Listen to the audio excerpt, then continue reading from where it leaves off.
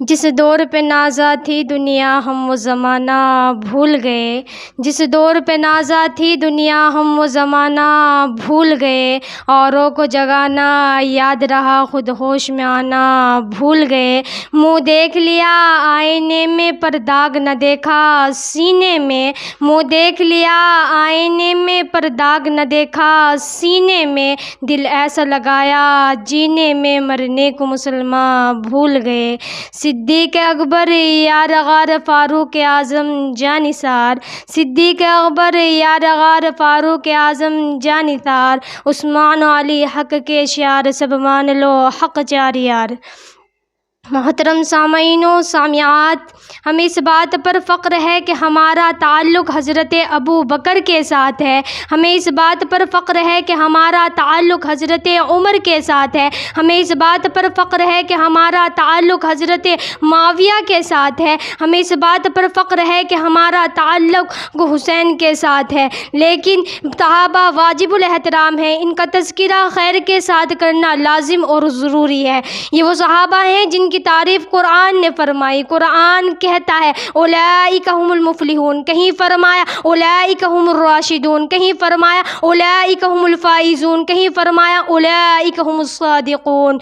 قرآن ان کی تعریف میں رتب الانسان ہے، قرآن فرما رہا ہے، پیارے نبی صلی اللہ علیہ وسلم کی حدیث ہے، حدیث بخاری شریف کی حدیث ہے کہ پیارے نبی صلی اللہ علیہ وسلم نے ارشاد فرمایا اگر تم میں سے کوئی شخص احد پہاڑ کے برابر بھی سونا خرچ کرے تو میرے صحابہ اکرام کے ایک پاؤں کی برابر بھی نہیں۔ اللہ اکبر! یہ مقام صحابہ کو کیسے ملا؟ یہ مقام صحابہ کا مرتبہ اتنا بلند کیسے ہوا جب ان کی نسبت میرے نبی صلی اللہ علیہ وسلم سے نہیں ملی تھی؟ اس وقت پر حضرت ابو بکر تھا، عمر تھا، علی تھا، لیکن جب ان کی نسبت میرے نبی سے مل گئی تو ابو بکر صدیق اکبر بن گئے، عمر فاروق اعظم بن گئے، علی اسد اللہ غالب بن گئے، حنظلہ غسیل الملائک بن گئے، عثمان ذو النورین حبشی کے غلام تھے، لیکن جب میرے نبی کے ساتھ ملتے ہیں تو اس طرح چمکتے ہیں کہ چلتے تو دنیا میں ہیں لیکن قدموں کی آہٹ جنت میں سنائی دیتی ہے۔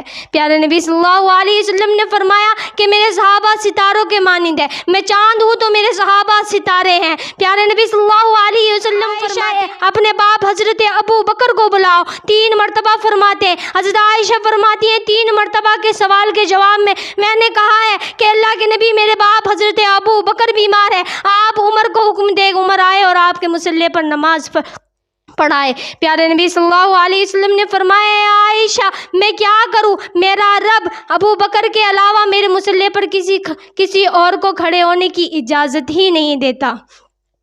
ہم لوگ صحابہ کا کردار بلا بیٹھے، اخلاق بلا بیٹھے، اقوال بلا بیٹھے، ایسو عشرت سب لٹایا مصطفیٰ کے نام پر، ایسو عشرت سب لٹایا مصطفیٰ کے نام پر، جان کی بازی لگا دین حق کے کام پر، آقا کی محبت میں وہ گھر بار لٹا بیٹھے، ہم لوگ صحابہ کا کردار بھلا بیٹھے، دیکھ کر صدیق کو کہتے میرے آقا اے صحابہ اے صحابہ یہ میرا دوست بڑا پیارا ہے، ہم غلاموں کا خریدار بڑا پیارا۔ محترم سامعین و سرداروں کی تلواریں چمک رہی تھی، پیارے نبی صلی اللہ علیہ وسلم کے قتل کے لیے بیٹھے ہوئے تھے۔ پیارے نبی صلی اللہ علیہ وسلم اپنے گھر سے نکلتے ہیں، خانہ کعبہ کی گلیوں سے نکل کر حضرت ابو بکر کے دروازے پر آتے ہیں اور دروازہ کھٹکھٹاتے ہیں، آواز آتی ہے من دق الباب، کون ہے دروازہ کھٹکھٹانے والا؟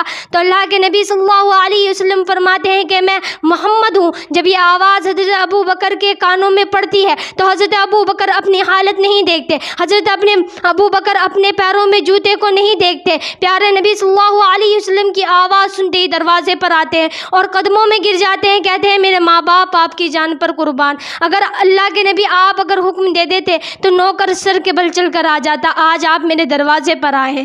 میرے کملی والے کا جواب سنیے. میرے کملی والا فرماتا ہے کہ ابو بکر میں وہ پیغمبر ہوں کہ جس کے دروازے پر کیسر چل کر آیا. میں وہ پیغمبر ہوں کہ جس کے دروازے پر کسرا چل کر آیا. میں وہ پیغمبر ہوں کہ جس کے دروازے پر کتب چل کر آئے. میں وہ پیغمبر ہوں کہ جس کے دروازے پر انبیاء چل کر آئے. میں وہ پیغمبر ہوں کہ جس کے دروازے پر نبی چل کر آئے. آج میں خود تیرے دروازے پر کیوں چل کر آیا ہوں؟ ابو بکر جان لے کہ میں وہ پیغمبر ہوں کہ جس کے دروازے پر جبرائیل چل کر آیا. میں تیرے دروازے پہ خود اس لیے چل کر آیا ہوں تاکہ دنیا والوں کو معلوم ہو جائے کہ میرے بعد تجھے پہلا خلیفہ بننا ہے. ابو بکر ابن حجر کہتے ہیں کہ ابو بکر پیارے نبی صلی اللہ علیہ وسلم کے پاس آتے ہیں اور کہتے ہیں اے اللہ کے نبی کیا حکم ہے؟ ابو بکر سے کہتے ہیں اللہ کے نبی چلنا ہے. ابو بکر یہ نہیں کہتے کہاں چلنا ہے. صدیق کو بھی لے گئے آقا جب گئے غار میں, کالے کو بھی بھول گئے جو آقا کے دیدار میں.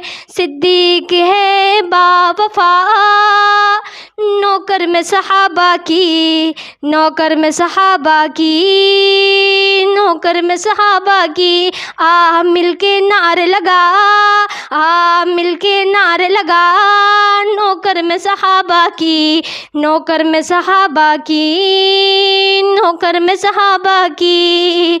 کالے کو بھی بھول گئے جو آپ کے دیدار میں, نوکر میں صحابہ کی, نوکر میں صحابہ کی. پیارے نبی صلی اللہ علیہ وسلم فرماتے ہیں ابو بکر چلنا ہے. حضرت ابو بکر یہ نہیں فرماتے کہاں چلنا ہے. اللہ کے نبی چلیے, کچھ قدم چلتے ہیں, حضرت ابو بکر سے رہا نہیں جاتا. حضرت ابو بکر فرماتے ہیں اے اللہ کے نبی میں نہیں چاہتا کہ میرے محبوب کے قدموں پہ کوئی بنجر چبھے, تو میں چاہتا ہوں کہ آپ میرے کندھے پر بیٹھ جائیں, آپ سوار ہو جائیں. اللہ کے نبی آگے دیکھتے ہیں, پیچھے دیکھتے ہیں, دائیں دیکھتے ہیں, بائیں دیکھتے ہیں, کہتے ہیں ابو بکر سواری تو کوئی نہیں, کہاں پر سوار ہونا ہے؟ اللہ کے نبی صلی اللہ علیہ وسلم جب یہ کہتے ہیں تو ابو بکر کہتے ہیں آپ میرے کندھے پر بیٹھ جائیں. کچھ دیر میں اللہ کے نبی تیار ہو جاتے ہیں. فرماتے ہیں کہ میری زندگی میں کبھی کسی نے یہ الفاظ نہیں کہا کہ آپ میرے کندھے پر بیٹھ جائیں.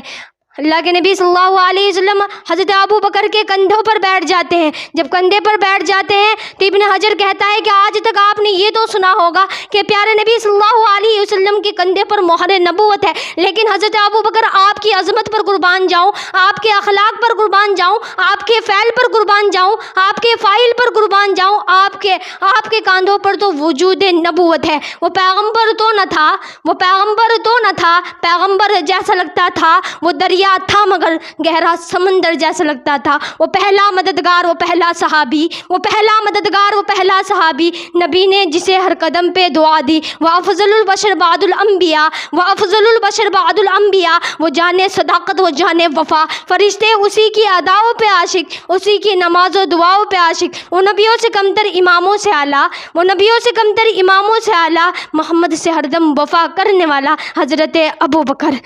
پروانے کو شمع بلبل کو پھول بس, پروانے کو شمع بلبل کو پھول بس, صدیق کے لیے خدا کا رسول بس. پیارے نبی صلی اللہ علیہ وسلم کو لے کر چلتے ہیں, غار میں جاتے ہیں. پیارے نبی صلی اللہ علیہ وسلم سے فرماتے ہیں آپ باہر تشریف فرما رہے ہیں. ابو بکر غار کے اندر جاتے ہیں, غار کو صاف کرتے ہیں, اپنی چادر کو پھاڑتے ہیں اور بلوں میں دے دیتے ہیں. ایک بل بچ جاتا ہے, اس میں اپنی ایڑیوں کو لگا کر کہتے ہیں تفضلوا یا رسول اللہ, آپ آئے آرام فرمائیں. تھکے ہوئے تو حضرت ابو بکر تھے, کندھوں پر تو پیارے نبی صلی اللہ علیہ وسلم تھے, لیکن یہاں محبت کا اظہار کیا جا رہا ہے. پیارے نبی صلی اللہ علیہ وسلم سے فرماتے ہیں اللہ کے نبی آپ اندر آئے, آپ آرام فرما لیں. پیارے نبی صلی اللہ علیہ وسلم کے لیے حضرت ابو بکر نے دعا فرمائی تھی کہ اللہ کو ایک ایسا موقع عطا فرمانا جس میں میرا محبوب اور میں ہوں, میرا محبوب مجھے دیکھے اور میں اپنے محبوب کو دیکھوں. پیارے نبی صلی اللہ علیہ وسلم اکیلے ہیں اور حضرت ابو بکر بھی اکیلے ہیں, دونوں ہی. اللہ تعالیٰ نے یہ دعا قبول. ایسا بھی تو ہو سکتا تھا کہ کپڑا ہی نہ ہوتا, ایسے بھی تو ہو سکتا تھا کہ بل ہی نہ ہوتا, ایسا بھی تو ہو سکتا تھا کہ کپڑا کم ہی نہ پڑتا, ایسا بھی تو ہو سکتا تھا کہ سانپ ہی نہ ہوتا, ایسا بھی تو ہو سکتا تھا کہ سانپ ڈک ہی نہ لگاتا, ایسا بھی تو ہو سکتا تھا کہ سانپ کا زہر ہی نہیں چڑھتا, لیکن سانپ کو ڈک لگانا تھا, کپڑے کو کم پڑنا تھا, حضرت ابو بکر کو بلوں پہ اپنی ایڑیوں کو لگانا تھا اور پیارے نبی صلی اللہ علیہ وسلم پر آنسو کا قطرہ گرنا تھا. جب حضرت ابو بکر کی آنکھ سے آنسو کا قطرہ جذبات کی ترجمانی کرتے ہوئے پیغمبر صلی اللہ علیہ وسلم کے چہرے پر گرتا ہے تو پیارے نبی صلی اللہ علیہ وسلم کی آنکھ کھل جاتی ہے اور کہتے ہیں ابو بکر کیا بات ہے؟ حضرت ابو بکر فرماتے ہیں اے اللہ کے نبی میرے سانپ نے ڈک لگا دیا۔ پیارے نبی صلی اللہ علیہ وسلم اپنا لعاب دہن لیتے ہیں اور حضرت ابو بکر کی ایڑیوں پر لگا دیتے ہیں۔ جب حضرت ابو بکر کی ایڑیوں پہ لعاب دہن دوڑتا ہے تو جس طریقے سے سانپ کا زہر پورے جسم میں دوڑ گیا اسی طریقے سے آپ کا لعاب دہن بھی پورے شریر میں دوڑ جاتا ہے اور پیارے نبی صلی اللہ علیہ وسلم ہم دیکھتے ہیں کہ حضرت ابو بکر کی حالت بدل جاتی ہے۔ جب غزوہ تبوک میں پیارے نبی صلی اللہ علیہ وسلم کو چندے کی ضرورت پڑی تو حضرت عائشہ فرماتی ہے میں کہ اپنے والد کے یہاں پر تھی اور کہتی ہیں کہ میرے والد رات کے وقت آتے ہیں اور چھپر کو ٹٹولتے ہیں۔ میں پوچھتی ہوں ابا حضور کیا بات ہے، آپ کیا تلاش کر رہے ہیں؟ کہتے ہیں کہ ایک کپڑے سینے والی سوئی ادھر رہ گئی، میں چاہتا ہوں کہ اس سوئی کو بھی پیارے نبی صلی اللہ علیہ وسلم کی خدمت میں پیش کر دوں۔ جب دوبارہ چندے کی ضرورت پڑی تو پیارے نبی صلی اللہ علیہ وسلم نے پیسے کو کہا تو حضرت ابو بکر اپنا آپ کو خطاب کر کے کہتے ہیں کہ اللہ کے نبی کو پیسوں کی ضرورت ہے، چندے کی ضرورت ہے، اور ابو بکر تو 18 درہم کا کپڑا پہنتا ہے۔ مکے کی گلیوں میں جا کر کے اپنے لباس کو بیچ دیتے ہیں اور ٹاٹ کا لباس پہن لیتے ہیں۔ اللہ کی رحمت جوش میں آتی ہے، اللہ تعالیٰ فرماتا ہے جبرائیل جلدی کر تمام فرشتوں کو ٹاٹ کا لباس پہنا دیا جائے اور میرے محبوب صلی اللہ علیہ وسلم کو خوشخبری دے کر آؤ کہ جب تک حضرت ابو بکر جیسی ہستی آپ کی امت میں آپ کو پریشان ہونے کی کوئی ضرورت نہیں ہے۔